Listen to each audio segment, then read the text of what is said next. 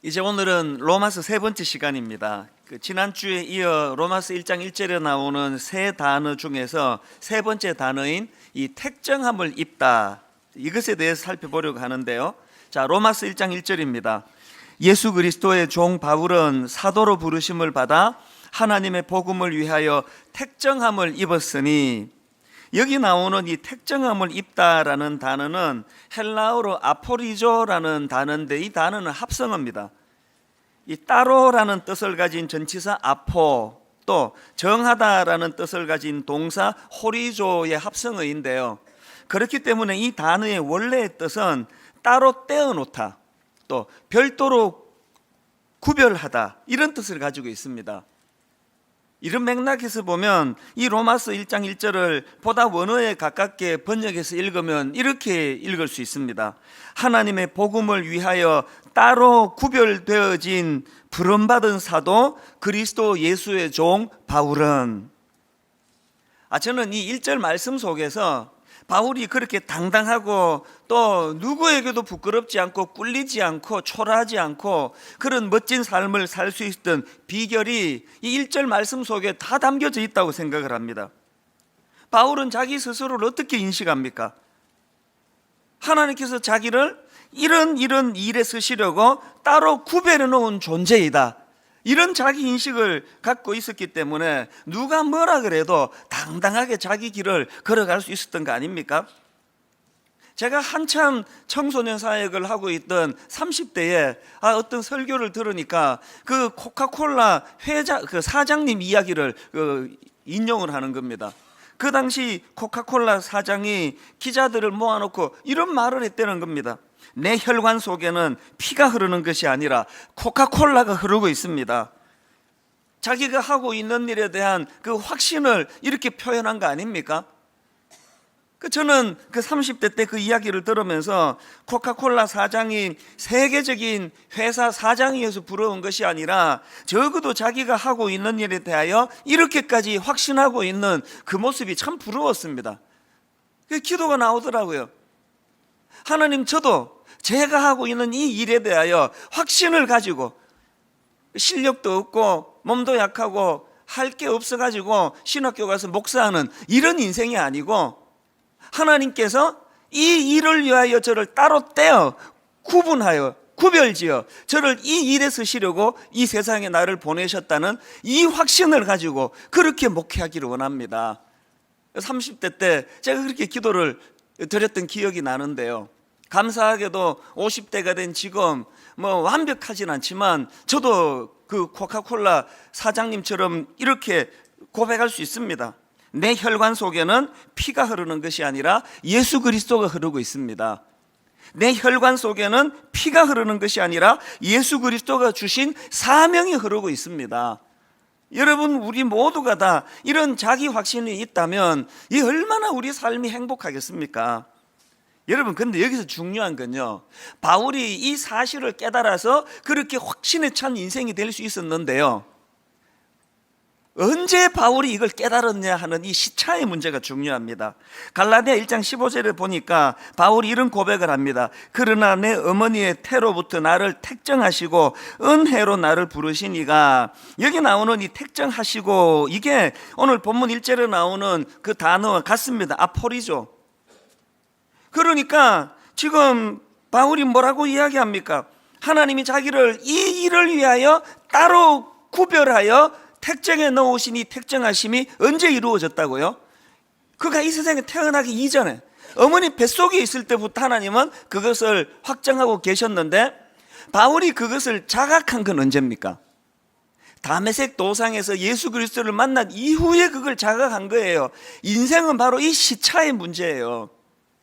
이 빨리 깨달으면 인생이 그만큼 빨리 윤택해지는 거고요, 이 무덤에 갈 때까지 못 깨달으시면은 그렇게 혼미하게 살다가 그렇게 끝내시는 거예요.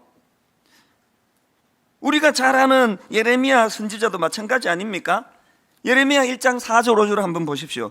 여호와의 말씀이 내게 임하니라 이르시되, 내가 너를 모태에 짓기 전에 너를 알았고 내가 배에서 나오기 전에 너를 성별하였고 너를 여러 나라의 선지자로 세워놓으라 하시기로. 하나님께서 지금 바울과 똑같은 말씀을 하고 계시는 거 아닙니까? 그런데 여러분, 그 사실을 인식하지 못하던 예레미야가 이 하나님의 확신 앞에 뭐라고 반응을 합니까? 6절을 한번 보십시오. 내가 이르되 슬프도소이다 주 여호와여 보소서 나는 아이라 말할 줄을 알지 못하나이다니. 여러분이 예레미야도 하나님 믿던 사람 아닙니까? 분명히 그가 하나님을 믿었지만 이 하나님의 택정하심, 따로 자기를 구분하여 이 일을 위하여 쓰시기로 하신 하나님의 뜻을 모르니까 그 놀라운 하나님의 말씀 앞에 슬프도소이다. 뭐 맨날 슬픈 거예요. 말씀이 아님해서 슬프고요, 이 자각을 못하면 말씀이 임해도 슬퍼요. 말씀이 임해도. 하나님께서는 확신을 가지고 예레미야에게 사명을 주시는데 정작 본인은 그 사실을 모르니까 그 가슴 벅찬 하나님의 꿈과 비전이 슬프게 들리는 겁니다. 이건 모세도 마찬가지 아닙니까? 출애굽기 3장 9절을 보십시오. 이제 가라, 이스라엘 자손의 부르짖음이 내게 달하고 애굽 사람이 그들을 괴롭히는 학대도 내가 보았으니 이제 내가 너를 바로에게 보내어 너에게 내 백성 이스라엘 자손을 애굽에서 인도하여 내게 하리라. 이 말씀 배경 다 아시죠? 하나님께서는 지금 애굽의 압제로 신음하는 이스라엘 백성들을 구원해 내시기로 작정하셨습니다. 그리고 놀랍게도 그 일을 행하는 과정에서 지도자로 모세를 선택하신 거예요. 모세를 택정하신 거예요. 모세가 그거를 모르니까 뭐라고 응수합니까? 11절 모세가 하나님께 아뢰되 내가 누구이기에 바로에게 가며 이스라엘 자손을 애굽에서 인도하여 내리이까. 이거 예레미야랑 똑같은 반응을 지금 보이고 있는 거 아닙니까? 오늘 여러분은 어떻습니까? 하나님께서는 여러분 인생의 확신을 가지고 여러분이 어머니 뱃속에 있기 전서부터 택정하여 이 일을 위하여 여러분을 이 땅에 예비하여 보내주시는데 맨날 하는 소리가 뭐예요? 모세처럼 내가 누구이기에 그런 일을 할 수 있습니까? 내가 제일 답답한 사람은요, 모든 그런 권한과 역할과 그런 사명을 다 부여해 주는데도 내가 누구이기에 그런 일을 합니까? 이거는 우리의 모습이 아니기를 바랍니다. 모세처럼 예레미야처럼 혼미하게 자기를 인식하고 있던 그들도 하나님 손에 붙잡힘 받고 하나님이 그들에게 말씀으로 가르쳐 주시니까 나중에 여러분 이 택정함의 비밀을 깨달았던 모세와 예레미야가 얼마나 아름답게 위대한 지도자로 쓰임 받았던 거 다 아시잖아요. 아마 주변의 사람들도 놀랐겠지만 당사자 본인들이 제일 놀랐을 거예요. 맨날 이런 나약한 소리만 해대던 내가 누구이기에 그런 일을 하겠습니까? 이런 초라한 삶을 살던 자기들이 그렇게 멋진 지도자로 쓰임을 받으면서 얼마나 놀랐겠습니까? 사실 여러분, 사실 저도 저에게 좀 놀라고 있습니다. 학교 다닐 때 주목받은 게 하나도 없고 공부도 그렇게 썩 잘 못하고 아주 못한 건 아닙니다 라고 말할 수밖에 없는 저를 이해해 주시기를 바랍니다. 두드러질 게 하나도 없는 저였지만요, 지금 제가 이렇게 쓰임 받는 게 신기해 죽겠습니다. 제가 제 인생에 대하여 신기한 게 이게 뭘 의미하겠습니까? 제가 제 의지로 영위하는 목회 길이 아닙니다. 저는 여러분들이 저를 보시면서 제가 전하는 메시지에도 은혜를 받으셔야 되지만 저 자신을 보고 은혜 받으시기를 바랍니다. 야, 저 사람도 저렇게 확신을 갖고 쓰이는 거 보니까 하나님이 대단한 분이긴 대단한 분일세. 그럼 나도 쓰이겠네. 우리가 자기 인식을 제대로 할 때 하나님이 택정함을 이 일을 위하여 쓰시려고 따로 예비해 두신 이 하나님의 택정하심의 비밀을 자각하는 그 순간이 이게 영적으로 철이 드는 순간이에요.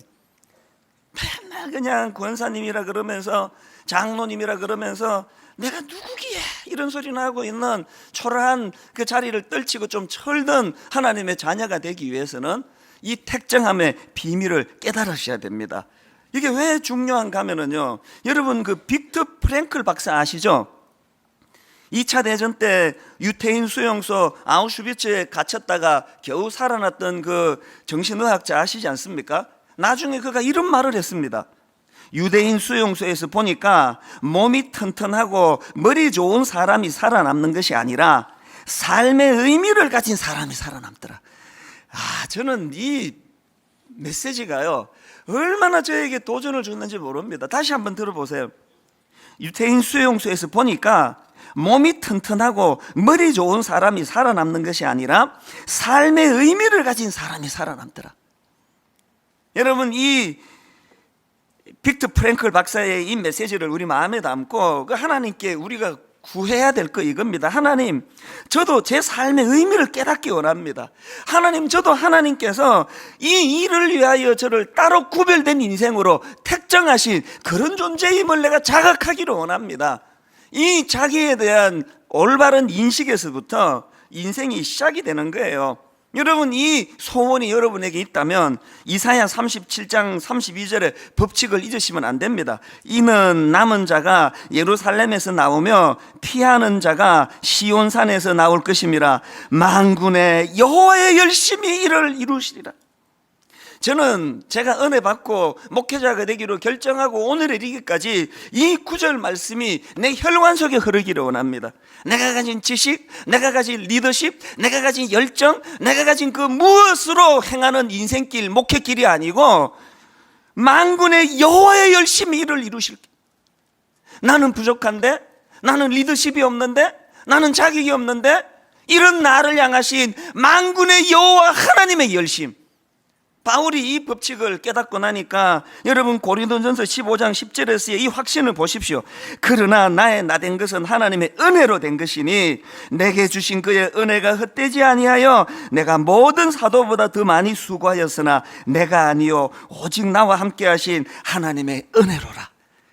이 인생의 법칙을 우리가 깨닫게 된다면 정말 지지부진한 우리 인생의 삶에 영적인 혁명이 일어날 줄로 믿습니다. 이런 고백을 하고 사는 사람이 좀 어려움이 있다고 안달복달 하겠습니까? 이런 확신을 가지고 사는 사람이 인생에 고난이 찾아오고 어려움이 찾아올 때 그것 때문에 그냥 혼미하고 울분에 빠지고 두려워하고 그러지 않습니다. 그랬다고도 벌떡벌떡 일어날 수 있는 힘, 만군의 여호와 하나님의 열심. 저는 여러분 내면에 여러분의 혈관 속에 이 만군의 하나님의 열심에 대한 확정된 믿음, 이 믿음이 여러분의 혈관에 흐르는 원동력이 되기를 바랍니다. 근데 중요한 게 뭐냐면요, 이제 오늘 로마서 1장 1절부터 7절까지의 이 흐름의 전개를 보니까 바울이 1절에서 이렇게 확신에 찬 자기 인생을 피력하고는요, 바로 2절서부터 예수 그리스도를 등장시키고 있다는 겁니다.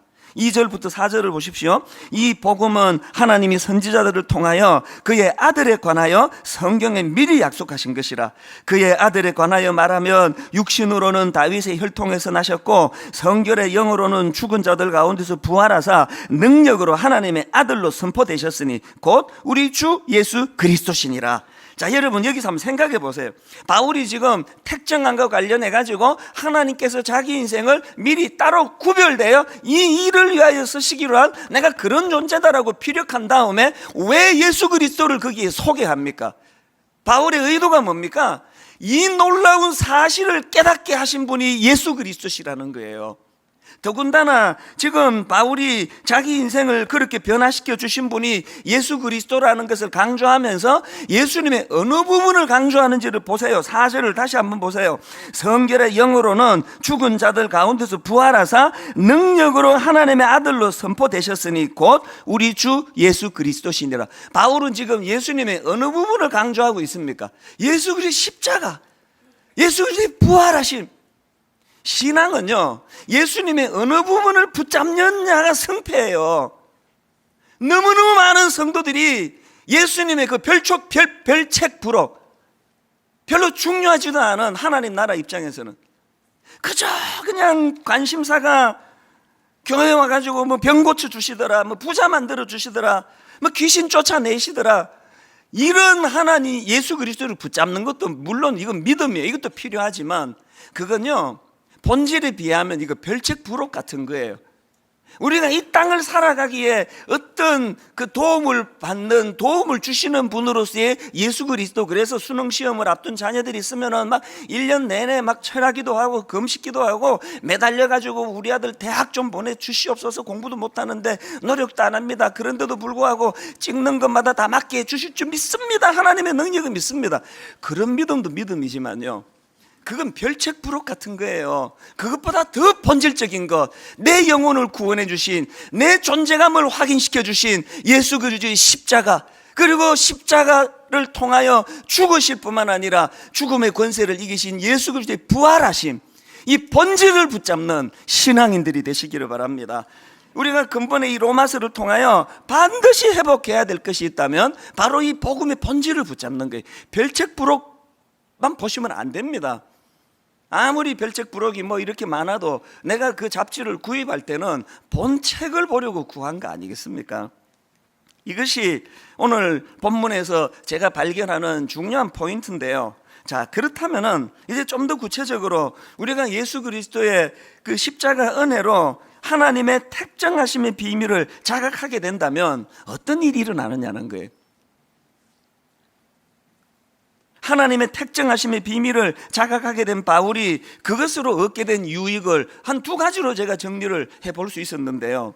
첫째로요, 바울은 이 깨달음으로 하여금 집중력 있는 인생이 되었다는 거예요. 제가 요즘 자주 인용해 드리는 구절이지만 디모데후서 4장 7절이요. 나는 선한 싸움을 싸우고 나의 달려갈 길을 마치고 믿음을 지켰으니, 사도행전 20장 24절, 내가 달려갈 길과 주 예수께 받은 사명 곧 하나님의 은혜의 복음을 증언하는 일을 마치려 하면은 나의 생명조차 조금도 귀한 것으로 여기지 아니하노라. 여러분, 이 바울의 집중력이 느껴지지 않습니까? 그냥 뭐 여기 갔다 저기 갔다 혼미한 게 없어요. 바울은 오직 집중력 있게 한 목표를 향하여 달려갈 수 있었는데 그 비결이 뭐라고요? 태의 어머니 뱃속에 들어가기 전서부터 하나님이 이 일을 위하여 자기를 따로 구분하여 택정했다는 그 비밀을 알게 되니까 헷갈리는 게 없는 거 아닙니까? 인생은 결국 이 싸움이에요. 여러분, 캐나다 맥길 대학의 그 신경과학자라 그러는데요, 제임스 올스와 피터 밀러, 이 두 분이 이 질을 가지고 이제 연구를 하다가 원래는 그 연구를 위한 게 아닌데 이제 이 실수를 한 거예요. 무슨 실수를 했냐 보니까요, 이 전기를 잘못 다루어 가지고 이 쥐의 뇌 시상 하부에 이 미세한 전기적인 자극을 흘려 보낸 거예요. 의도한 게 아니에요. 그런데 그 미세한 전기 자극이 그 쥐의 뇌 시상 하부에 자극을 준 그게 아마도 그게 그 쥐의 그 쾌감을 이제 그 충동질하는 이제 그런 자극이었나 봐요. 그 전기적인 자극을 쥐가 받으니까 쾌감을 느낀 거예요. 그리고는요, 이 과학자들이 보니까 우연히 뇌에 자극을 받아가지고 이제 쾌감을 느낀 그 쥐들이 그 쾌감을 받은 그 장소로 가려고 자꾸 되돌아가려고 하는 거예요. 여기에 이제 흥미를 느낀 그 과학자들이 무슨 실험을 했냐니까요. 그 쥐들이 이제 쾌감을 느끼기 위해서 이제 그 지렛대를 설치해 놓고 그 지렛대를 누르면은 밟으면은 이제 쥐가 그 시상하부에 자극을 받아서 이제 쾌감을 느낄 수 있도록 그 지렛대를 만들어 놨는데 놀라운 일이 벌어졌습니다. 쥐들이요, 우연히 발견한 그 쾌감 이거를 계속 유지하기 위해 가지고요 지렛대를 눌러대는데요, 식음을 전폐하고 눌러대고 있다는 거예요. 어떤 쥐는 지렛대를 누르기 위해 가지고 이제 이 바닥에다가 전류가 흐르도록 해놓고 저기에 지렛대를 이제 설치해 놓으면요, 여러분 그 전류가 흐르는 데를 지나가면 그 얼마나 고통스럽습니까? 이 몸에 전기가 통하는. 그런데요, 그거를 마다하지 않고 전류가 흐르는 그 바닥을 지나가지고 지렛대를 누르고요, 심지어는요 어미쥐들은 갓 태어난 새끼들이고 뭐고 다 내팽개치고 계속 지렛대를 두드려 댄다는 거예요. 심지어 어떤 쥐는요 1시간에 무려 7,000번을 두드리다 거품을 물고 쓰러지는 쥐도 있었대요. 제가 이 실험을 글을 읽으면서 어떻게 이렇게 인간 세상하고 이렇게 똑같아. 이게 오늘 이 시대 아닙니까? 어쩌다가 우연히 쾌락의 길을 잘못 접하고는 거기에 한번 빠져들어가면은 뭐 자식이고 뭐고 가정이고 뭐고 다 내팽겨 쳐두고 그냥 그렇게 미쳐 날뛰는 이런 주부, 이런 남편들 이야기가 하루도 끊임없이 나오고 있는 게 바로 이거 아닙니까? 그런데 여러분, 그 과학자들은요, 우연히 실수로 쥐에게 그런 잘못된 자극을 줬지만요, 오늘 악한 사단은 의도적으로 교활하게 우리를 향하여 끊임없는 이 자극 속에 빠뜨리려고 공격하고 있는 게 오늘 우리의 현실이라는 겁니다. 그래서 저는 목회자로서 수많은 가정들을 대하면서 억장이 무너져요. 어떨 때는요, 그 감정이입이 돼가지고 막 집에 돌아오면 너무너무 우울하고 이러다가 내가 막 우울증이 걸릴 것 같아요. 겉으로 보기에 멀쩡한 가정이 사실은 그 남편이 지금 이 지렛대 발르라고 정신이 팔려가지고 이거 어떻게 하면 좋습니까? 오늘 여기 지금 열심히 지렛대 바르면 7,000번씩 밟고 이런 분이 이 안에 계실 거예요. 근데 글쎄, 이런 시간에 예배 드리러 오시는 분들은 그런 분들이 뭐 없을 거라고 생각해요. 보통 그분들은 이 시간에 이제 자는 시간이에요. 밤새 지렛대 밟고 이제 이 시간에 보통 자요. 모르죠. 뭐 이제 빨리 예배 드리고 또 밟으려고 지금 이제 준비하고 있는 분이 계실지 모르겠는데요. 여러분, 우리가 그 실험실에 있는 그 쥐꼴, 그게 어떻게 쓰든지 그냥 뭐 신분이고 뭐고 어미쥐로스에 뭐 다 망가가고 막 전기가 통하든 말든, 저는 오늘 하나님께서 저와 여러분에게 은혜를 주셔서 바울이 갈라디아 1장 15절에서 고백했던 것처럼 우리가 그런 시시한 그냥 지렛대나 밟으며 쾌락이나 누리려고 사는 인생이 아니고, 하나님께서 내가 어머니 뱃속에 있을 때부터 나를 택정하셔서 따로 구별하셔서 사명을 위하여 나를 이 땅에 부르셨다는 이 사명이 자각되는 은혜가 있기를 바랍니다. 우리가 바울을 통해 대리로 그 인생을 들여다볼 수 있는 거 아닙니까? 이 인생에 사명이 있으면요, 쾌락의 지렛대가 유혹이 되지 않는다는 거예요. 저는 우리 성도님들에게 상처도 많이 받지만 또 우리 성도님들에게 은혜를 참 많이 받습니다. 지난 송구 영신 예배예요. 제가 이제 한 송구 영신 예배를 한 달 정도 앞둔 12월 초라고 기억하는데, 월요일에 내가 이제 등산을 하다가 무슨 생각이 들었냐 하면은 이제 송구 영신 예배가 또 다가오는데 이 귀한 성도님이 그 늦은 밤에 은혜 받겠다고 오시는데 그냥 맨날 똑같은 그런 설교 이거 말고 하나님 좀 은혜 좀 주세요. 그 마음에 그런 소원을 가지고 이제 등산을 하는데, 우리 하나님은요 참 신실하신 분이에요. 구하면 주세요. 그 제가 등산을 하다가 퍼뜩 무슨 아이디어를 하나님이 주셨냐 하니까, 1년 동안 작년에 얼마나 어려운 일이 많았습니까? 이런저런 어려움으로 힘든 성도가 많은데 이게 다 어떻게 위로할까? 뭐 한 100명 모이는 작은 교회 같으면 내가 무슨 주스 사들고 모든 가정을 다 돌고 싶은 심정이에요.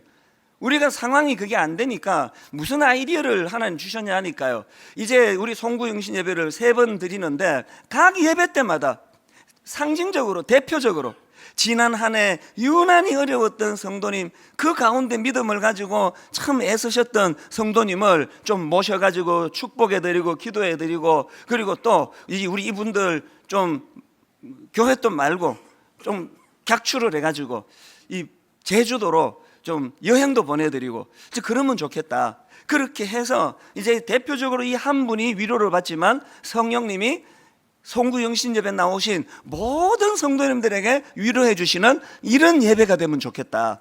그래서 제가 이제 산에서 내려와 가지고 메일을 보낸 거예요. 교역자들에게 내가 이런 지금 생각을 하고 있으니까 추천해 달라고. 그래서 이제 송구 영신 예배 1부, 2부, 3부 각각 이제 세 가정을 추천받았습니다. 그 가정 중에 일부의 단으로 초청해서 기도해 드렸던 가정이 어떤 가정인가 하니까요, 이 젊은 부부인데요, 아기가 태어났는데 50일째 되던 날 원인 모를 열이 나가지고 이제 그것으로부터 시작이 돼가지고요, 알고 봤더니 그 어린 아기가 신경모세포종이라고 하는 일종의 그 어린애가 항암 투쟁을 하는 1년 내내 그렇게 수고를 했던 그 부부예요. 많이 울더라고요, 그 젊은 부부가. 그리고 제가 이제 예배 끝나고 또 내 방으로 잠깐 오시라 그래가지고 또 기도를 해드리는데 얼마나 많이 우는지 몰라요. 그래서 제가 위로를 해드리고 또 성도님들이 또 조금씩 객출해서 이제 이것 가지고 뭐 제주도를 가든지 어디를 가든지 좀 힘을 내고 오면 좋겠다고 그렇게 송구신 예배를 보냈습니다. 시간이 좀 지나고 제가 궁금해서 그 아이가 지금 이제 또 그 항암 중이니까 어떻게 됐나 궁금해서 제가 연락을 했는데요. 그 젊은 엄마가 장문의 메일을 보낸 거예요. 생후 50일 되던 날 원인 모를 열이 나서 소아과에 들른 것을 시작으로 해서 지난 1년 동안 여러분 뭐 충분히 상상할 수 있지 않습니까? 그 병아리 같은 어린 아기 그 주사 바늘을 꽂는 그거 보는 것만 해도 마음이 무너질 것 같아요. 너무너무 가슴 아픈 일들이 많이 피력이 됐는데요. 정작 제 마음이 울컥하고 눈시울이 붉어진 부분은 다른 데 있었습니다. 그렇게 길게 본인이 어렵고 힘들고 아팠던 것들을 쫙 묘사를 하고 맨 마지막 부분에 이런 대목이 나오는 거예요. 지나지 않을 것 같던 시간이 지나갔고 슬프고 우울할 것만 같던 시간이 감사로 채워졌습니다. 모두 나열할 수 없을 만큼 많은 감사의 내용이 내 삶에 가득합니다. 제가 이 대목에서 마음이 무너졌어요. 왜? 오늘 이 시간에도 이 자매님뿐만 아니고 너무너무 많은 우리 교회 성도님들이 남편의 외도 때문에, 자녀의 일탈 때문에, 건강을 다쳐 병을 만난 것 때문에, 취업이 안 되는 것 때문에 오늘도 고통 중에 있는 수많은 성도들이 거기에 무너지지 않으려고 안간힘을 다해 하나님 은혜를 붙들 때 그 과정을 되돌아보니까 아픔만 있었던 게 아니네요. 고통만 있었던 게 아니네요. 거기에 하나님 은혜가 있었네요. 그래서 감사로 내 인생이 채워져 있습니다. 이렇게 고백하실 수많은 성도들이 또 올려지니까 눈시울이 붉어지더라고요. 여러분, 아프리카로 달려가야만 사명자가 아닙니다. 오늘 내 삶, 내 가정, 내 주변에 남들은 알지 못하지만 나만이 갖고 있는 무거운 인생의 짐 다 털어버리고 싶지만 하나님이 내게 택정함의 비밀을 주셨기 때문에 이 가정을 지켜내려고 애쓰고 수고하시는 모든 주님의 자녀들이 다 사명자인 줄 믿으시기를 바랍니다. 우리에게 이 사명이 회복이 돼야 된다는 겁니다. 그런가 하면 두 번째로 하나님의 택정하심의 비밀을 자각하게 된 바울의 두 번째 유익이 뭐냐 보니까 그것이 바울로 하여금 이 구별된 삶을 살게 만들었다는 것입니다. 이 7절 말씀에 저는 이 뉘앙스가 참 의미가 있다고 보는데요. 7절을 보십시오. 로마에서 하나님의 사랑을 받고 성도로 부르심을 받은 모든 자에게 하나님 우리 아버지와 주 예수 그리스도로부터 은혜와 평강이 있기를 원하노라. 근데 여러분 여기 나오는 이 로마에서라는 이 표현이 당연히 장소적인 것을 설명하는 표현인데요. 제가 원어를 살펴보면서 여기에 무슨 뉘앙스가 보여지느냐 하니까 원어로 보면은 이 7절에 로마에서 앞에 n이라는 전치사가 붙어 있습니다. 그런데 이 n이라는 전치사는 무슨 뜻이냐 하니까 우리말로 치면 무엇으로부터 또 무엇에서 이런 뜻을 가지고 있는 전치사예요. 그러니까 제 마음에 여기 나오는 로마라는 표현이 로마에 있는 이라는 장소적인 의미도 당연히 포함되지만 무슨 느낌이 드세요? 로마로부터 구별되는 이라는 뉘앙스가 풍겨지는 거예요. 그러고 보니까 바울이 5절에서도 6절에서도 7절에서도 계속 이 n이라는 전치사를 사용하는 겁니다. 5절 중반에 한번 보세요. 모든 이방인 중에서 믿어 순종하게 하나니, 여기 보면은요 모든 이방인 중에서라는 표현 앞에 n이라는 전치사가 있어가지고 모든 이방인 이렇게 돼 있습니다. 어떤 뉘앙스입니까? 다른 이방인들과 구별된 존재를 지금 강조하는 거 아닙니까? 6절에 나오는 말씀도 마찬가지예요. 너희도 그들 중에서 예수 그리스도의 것으로 부르심을 받은 자니라. 여기 나오는 이 그들 앞에도 n이라는 전치사가 붙어 있습니다. 그들로부터 구별된 상태로서 사실 여러분 뭐 이런 거다 설명할 필요도 없이요, 7절에 나오는 이 성도로 부르심을 받은 할 때 이 성도라는 표현 자체가 그렇습니다. 이 성도라는 단어는 원어로 하기오스라는 단어인데, 이 단어는 성결, 거룩, 구별 이런 뜻으로 사용되는 단어예요. 그래서 뭐 미숙한 사람들은 뭐 장로님 제일 높고, 그 다음에 권사님, 그 다음에 집사님, 이것도 저것도 없는 사람은 성도, 제일 낮은 사람은 성도라 부르는 이런 잘못된 생각을 하는데 아주 잘못된 생각이에요. 여러분, 장로라는 호칭보다, 권사라는 호칭보다, 집사라는 호칭보다 성도라는 호칭이 가장 아름다운 단어예요. 여기에 내가 성도 이찬수 이렇게 표현한다 할 때 무슨 뉘앙스가 있습니까? 몸은 비록 내가 로마 타락한 그 땅, 로마가 성적으로 타락해서 망했다는 얘기를 하잖아요. 몸은 타락한 로마에 내가 발 담고 살아가지만 나는 로마로부터 구별된 존재, 이게 성도예요. 저는 분당 우리 교회 모든 성도님들, 여러분이 여러분 자신을 어떻게 인식해야 되느냐? 나는 로마에 몸 담고 있지만 타락한 로마에 섞여 살지 않는, 로마와 구별된 하나님의 사람이다. 이런 자기 인식이 있는 여러분들 되시기를 바랍니다. 제가 최근에요, 너무너무 민망한 일을 겪었는데요, 이제 이 선교단체에서 수고하시는 목사님들은 사례비도 열악하고 일은 많고 수고를 많이 해요. 제가 아는 선교단체에서 수고하는 우리 후배 목사님들을 좀 제가 초청을 해서 내가 밥 한 번 사겠다, 또 영화도 보여주겠다, 이제 그런 거예요. 우리는 이제 술 담배를 안 하니까 뭐 최고의 대접은 밥 사주고 영화 보여주는 거, 뭐 그게 최고예요. 이제 막 너무 거기에 이제 열받으면 이제 커피까지 사주면 이건 완벽한 이제 이 대접이 되는데요. 그날 제가 이제 밥도 사주고 영화도 보여주겠다고, 그러니까 좋다고 이제 후배들이 왔어요. 맛있게 밥을 먹고요, 영화를 보러 갔는데 이 영화가 이게 사람을 죽이는 영화예요. 얼마나 폭력적인지, 그냥 뭐 조폭들이 그냥 사람을 뭐 죽였다 이 정도만 묘사해도 되는데 그렇게 상세하게 그 죽이는 걸 묘사할 필요가 있습니까? 막 하여튼 막 피가 튀고 막 그냥 막 칼 막 나오고 막, 그리고 또 막 성적인 묘사가 막 얼마나 그냥 이게 무슨 뭐 포르노 보는 것 같아요.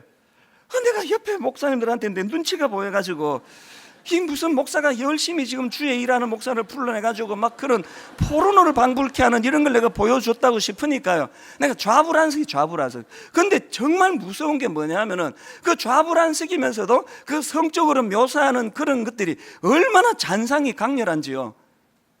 내가 너무너무 불편했어요. 그때는 제가 뒤에 또 시간이 있어가지고 커피까지 살 마음은 없었는데 너무 미안해가지고 내가 차 한잔 하고 가자, 커피숍에 가가지고 내 사과했습니다. 내 진짜 미안한데 나 정말 저 내용 몰랐다, 내가 알았으면 안 봤을 텐데 너무너무 미안하다고 내가 이 용서를 빌었어요. 제가 깜짝 놀랐던 게요, 지금 이 시대가 지금 이 문화라는 이름으로 이게 완전히 지금 정상이 아니에요. 이게 내가 제목을 안 가르쳐 드리는 이유가 그런 게 있었나? 이번 설날 때 보러 가야 되겠군, 이러실까 봐 내가 안 가르쳐 드리는 거예요. 보지 마셔요. 그제 그 영화를 보고 마음이 힘든 거예요. 우리 젊은이들이 지금 노출되어 있는 이 로마의 문화가 어떤 것인가, 얼마나 참아내야 되는 게 많은가. 내가 영화를 보고 나서 이렇게 떠오르는 그 최근에 어떤 우리 교회 자매가 제게 긴급한 메일을 하나 보내왔는데요, 참 귀한 자매예요. 20대 어린 자매가 지금 미국의 봉사활동 단체에 가가지고 지금 공부를 하고요, 이 공부가 끝나면 지금 장기간으로 아프리카로 봉사활동을 떠나는 그런 프로그램에 참여하고 있는 우리 자매가 있어요. 젊은 대학생 자매예요. 이 자매가 얼마나 귀합니까? 요새 이 젊은 사람들이 그저 이기적이고 자기밖에 모른다고 걱정하는 시대인데 이렇게 이타적인 삶을 사니까 얼마나 귀해요. 그리고 그 세계 각국에서 이런 가치 있는 일을 하려고 모여든 사람이니까 그 사람들이 얼마나 그 고상한 사람들이겠냐고. 그런데요, 제가 메일을 보고 참 놀랐던 게 뭐냐 하니까 편지에 이런 내용이 있습니다. 한번 들어보세요. 그렇게 귀한 봉사자들이 모인 모임인데도 불구하고 기숙사에서 사는데 사귀기 시작하면 방을 같이 써요. 굳이 아무 사이가 아니어도 눈이 맞으면 관계를 맺고 말 그대로 혼돈 속에 제가 덩그러니 있어요. 이 자매가 혼란에 빠진 거예요. 이거 뭐 그냥 뭐 남자고 여자고 없이 눈 맞으면 같이 아예 한방 동거하고 막 이런 게 벌어지고 있는데 왜 저에게 긴급히 SOS를 보냈냐 하니까요, 한국에서 온 남자를 거기서 본 거예요. 너무너무 따뜻하게 잘해주는 거예요. 그 가족들나 외로운 이 세상 경험 없는 젊은 자매가 그게 얼마나 고마운 일이에요. 그런데요, 이 남자가 뭐라고 노골적으로 유혹을 하는가 하니까 정말 내가 놀랐습니다. 자기는 대놓고 한국에 결혼할 여자가 있다 이야기를 대놓고 해요. 그리고는 그 다음에 한번 제가 읽어볼게요. 들어보세요.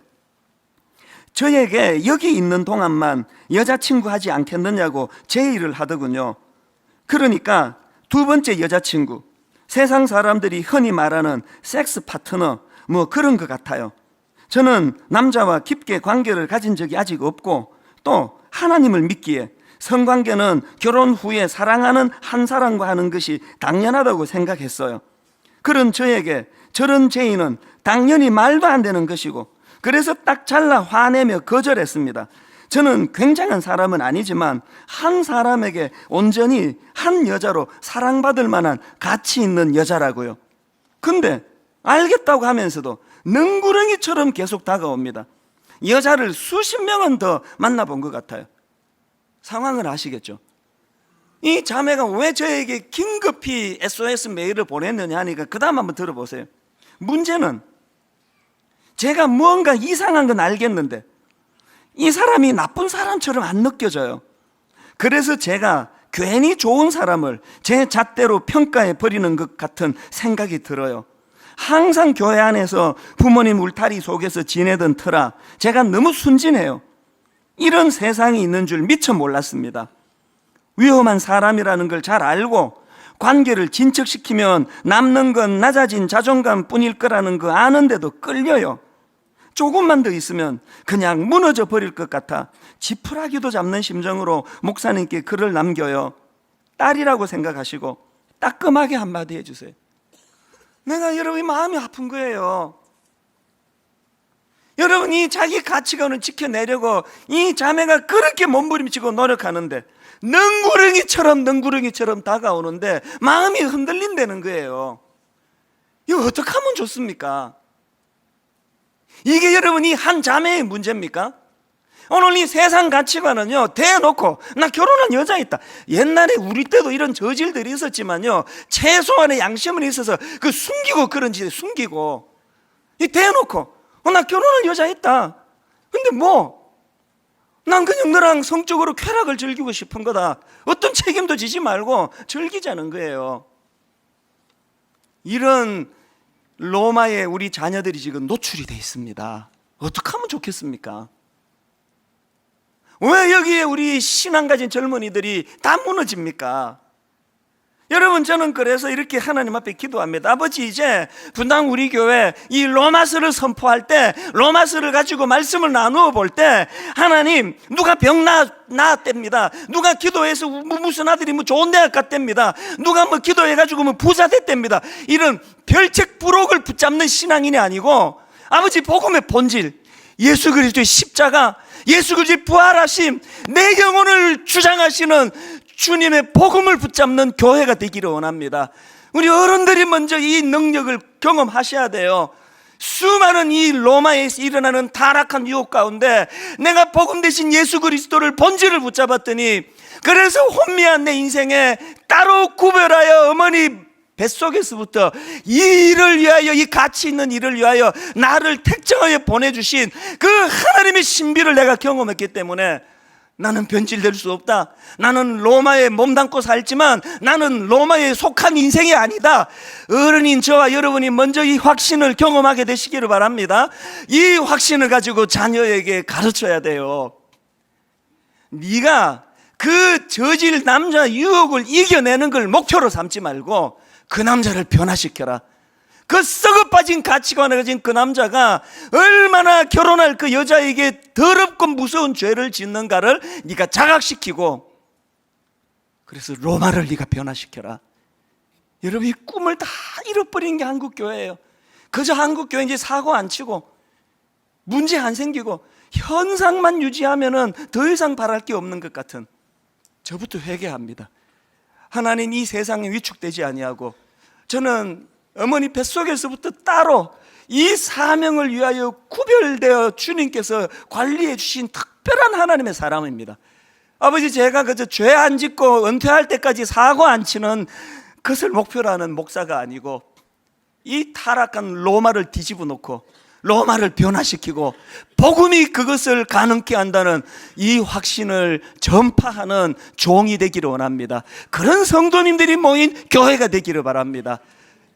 오늘 결론을 맺으면서 여러분, 이런 차원에서 우리 한번 이 선포, 너무너무 잘 아는 찬양이지만 처음 부르는 것 같은 감격을 가지고 이렇게 노래하기 원합니다. 수많은 무리들 줄지어 그분을 보기 위해 따르네. 육안으로 보면 평범한 목수에 불과하신 그분이지만 영안을 열고 그분을 볼 때 혼미한 내 인생을 변화시키는 구원자 되심을 내가 고백하기를 원합니다. 가사를 생각하시면서 이렇게 힘있게 선포하기 원합니다. 수많은 무리들 줄지어 그분을 보기 위해 따르네. 겉으로 보기에 평범한 목수이신 그분 앞에 영안을 열고 모든 무릎이 꿇어 경배하네. 여러분, 이 가사 그대로 우리가 경험해야 합니다. 모든 문제들 하나하나, 심지어 죽음까지도 힘을 잃고 생명의 근원 대신 예수 이름 앞에 모든 권세들 굴복하네. 하나님, 이 놀라운 영적 비밀을 깨닫고 경험하기 원합니다. 예수 이름 높이세. 능력의 그 이름, 예수 이름 높이세. 구원의 그 이름, 예수 이름을 부르는 자, 예수 이름을 믿는 자, 예수 이름 앞에 나오는 자, 복이 있도다. 나의 계획이 실패하고, 여러분, 내 열심으로 되는 게 아닙니다. 나의 소망이 끊어질 때 내 열심이 아닌 하나님의 열심, 삶의 주관자 되신 그분 앞에 나의 무릎을 꿇어 경배하네. 여러분, 이렇게 선포하시기 원합니다. 나의 삶을 그분께 맡길 때, 이거 경험하십니까? 비로소 나의 마음 평안해. 구원의 반석 되신 예수의 이름을 소리 높여 찬송하네. 예수 이름 높이세.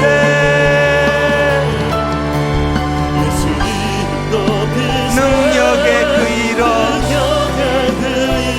예수 이름 높이세. 구원의 그 이름, 예수 이름을 부르는 자, 복음 대신 예수 이름을 믿는 자, 복음 대신 예수 이름 앞에 나오는 자, 복이 있도다. 우리 같이 기도할 때, 하나님, 제가 그 마귀의 실험실에 있는 그 쥐 같은 꼴입니다. 그 지렛대를 밟으려고 7,000번씩이나 밟다가 뒤로 꼬꾸라지는 그 꼴이 오늘 저의 모습입니다. 하나님, 이 무서운 유혹으로 이겨낼 수 있는 유일한 비결이 있다면 예수 그리스도를 통해 내 인생에 사명이 있다는 것, 따로 구별되어진 존재라는 사실을 인식하는 겁니다. 내가 먼저 이 인식을 회복하고, 아버지 내 자녀들 살려주옵소서, 아버지 우리 아들 살려주세요, 우리 딸 살려주세요. 로마에 섞여 살고 있는 저들이 지금 감당할 수 없는 유혹 속에 빠져 있습니다. 우리 말씀을 생각하며 우리 가정과 자녀들을 축복하며 통성으로 같이 기도하시겠습니다. 살아계신 하나님 아버지, 예수 이름의 능력, 예수 이름의 놀라우신 능력을 이 시간 간절히 구하고, 아버지 또 구합니다. 아버지 하나님, 예수 믿고 복받고, 예수 믿고 부자되고, 예수 믿고 좋은 대학 가는 별책 부록 붙잡는 신앙이 아니고, 주님의 십자가, 주님의 부활하신 아버지 하나님 복음의 본질을 붙잡기 원합니다. 우리 가정을 살려주시옵소서. 하나님, 타락을 자극하는 지렛대를 밟기에, 아버지 그 유혹을 떨칠 수가 없기에 주님 앞에 낙심하며 이 자리에 나와 눈물로 기도합니다. 아버지 하나님, 그 끔찍한 유혹에 능력이 나타나기를 원합니다. 유혹을 이겨내기를 원합니다. 예수 이름 높이세요. 예수 이름 부르며 복음이신 그분의 능력을 이 시간 간구합니다. 의지합니다. 하나님 은혜 주시옵소서.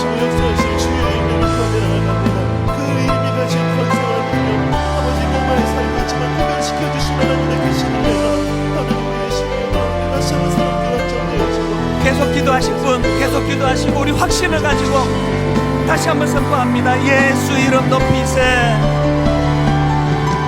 예수 이름 높이세. 능력의 그 이름, 예수 이름 높이세. 구원의 그 이름, 예수 이름을 부르는 자, 예수 이름을 믿는 자, 예수 이름 앞에 나오는 자, 복이 있도다. 보라, 하나님 구원을,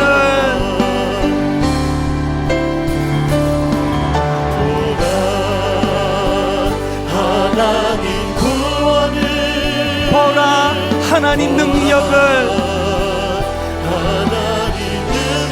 너희를 위해서 싸우시는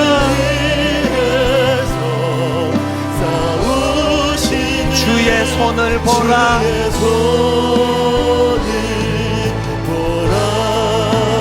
보라 하나님 구원을, 보라 하나님 능력을, 너희를 위해서 싸우시는 주의 손을 보라. 우리 다 자리에서 일어나셔서 보라, 너희는 두려워 말고, 보라 너희를 인도한 나를, 보라 너희는 지치지 말고, 보라 너희를 구원한 나를. 여러분 이렇게 선포하실 수 있습니까? 너희를 치던 적은 어디 있느냐? 너희를 억누르던 원수는 어디 있느냐? 복음의 능력을 믿으며 선포하십니다. 보라 하나님 구원을, 보라 하나님 능력을, 너희를 위해서 싸우시는 주의 손을 보라.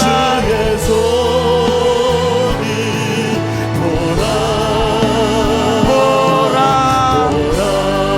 하나님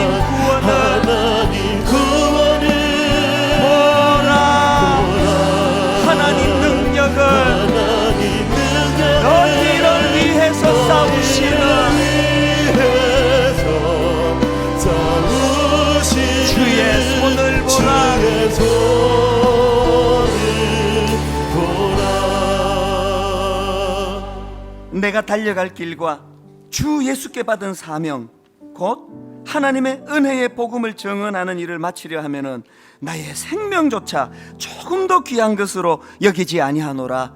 아버지 바울이 가졌던 그 인생의 이 집중력 우리에게도 허락하여 주시옵소서. 비록 몸은 로마에 몸담고 있지만 로마의 영향을 받지 않는 로마와 구별된 성도들을 향하여 바울이 편지를 썼던 것처럼 오늘 우리 그리스도인들이 타락한 이 땅의 영향력 아래 놓여 있는 것이 아니라 하나님의 영향력 아래 놓인 하나님의 자녀들 되게 하여 주시옵소서.